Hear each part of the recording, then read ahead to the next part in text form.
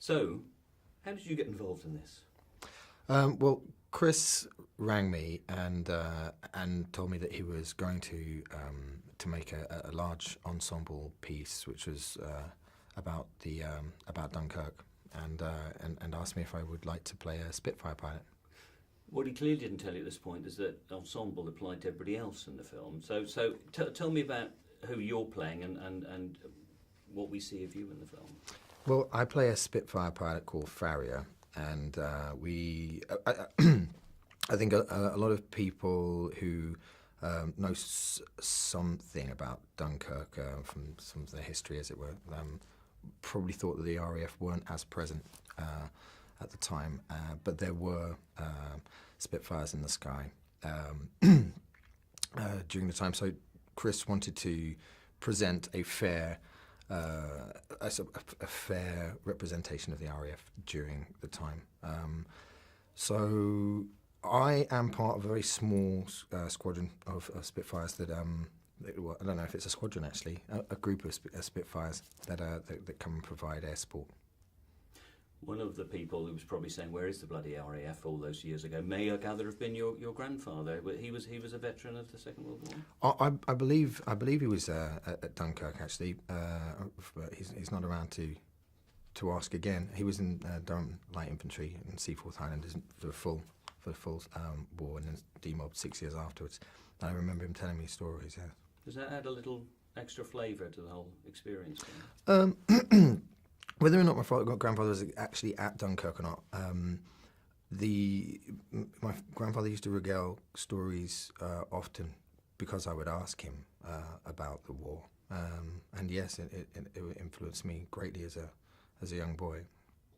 Now, as Chris was describing, it's an ensemble film, but Farrier is stuck in his cockpit. Now, I know Chris really wants to push realism wherever he possibly can, but I'm assuming you didn't actually learn how to fly a Spitfire. So how did you shoot your scenes? No, I can't fly yet. Maybe one day, but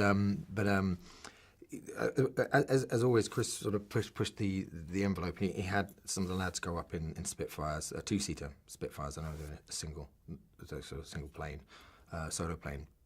But they do have two-seater ones, so people can get up and fly in them. So he had the lads go up in those. There were pilots in the sky. There were sometimes actors in the sky being filmed in these two-seaters.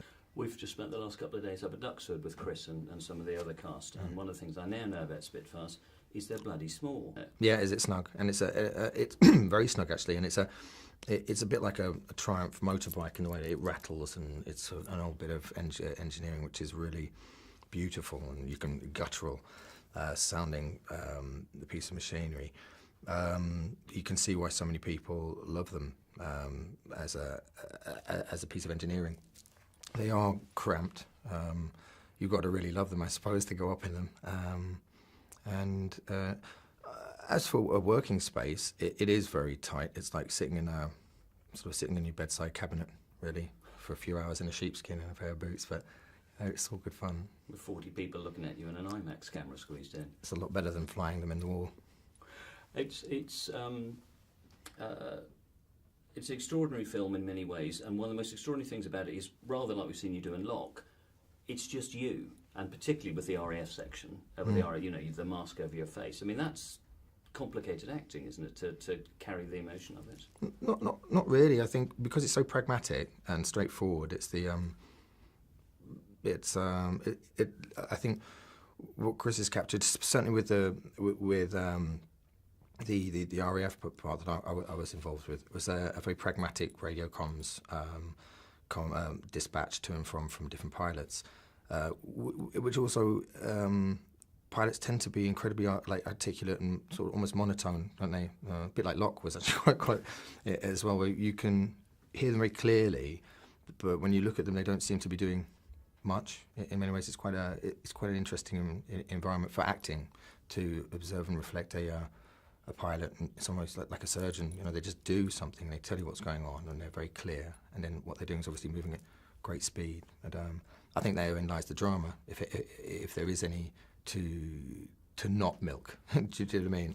To not try to impose a character on something. So whether there's a mask or a hat and a big jacket and the Spitfire is actually, that's what's presented. That's the role. Is the Spitfire is the character really, and Farrier is the pilot of that, and represents obviously symbolic of the RAF and the British spirit, as it were. But it's sort of almost no acting required in that aspect, but more of a doing.